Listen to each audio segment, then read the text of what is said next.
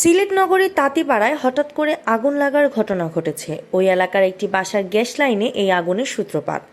এতে বাসার লোকেদের মধ্যে আতঙ্ক ছড়িয়ে পড়ে। খবর পেয়ে ফায়ার সার্ভিস কর্মীরা দ্রুত ঘটনাস্থলে ছুটে যান।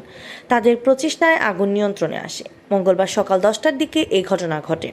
সরজমিনে জানা গেছে, তাঁতিপাড়া সিরাজউদ্দিন চৌধুরীর মালিকানাধীন 47 নম্বর বাসার সীমানার প্রাচীর ঘেঁষে গ্যাসের লাইন রয়েছে। মঙ্গলবার সকাল 10টার দিকে হঠাৎ করে ওই গ্যাসের লাইনে আগুন ধরে যায়।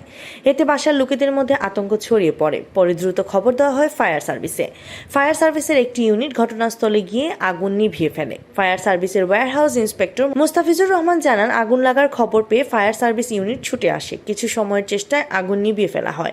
তিনি বলেন, আগুন লাগার কারণ এখনও স্পষ্ট করে বলা যাচ্ছে না। মাটির নিচে গ্যাসের লাইনে সম্ভবত লিকেজ আছে, সেখান থেকে আগুন ধরার ঘটনা ঘটতে পারে। আমরা আগুন নিভিয়ে গ্যাসের লাইন বন্ধ করে রেখেছি। লিকেজের বিষয়টি কর্তৃপক্ষ দেখবে।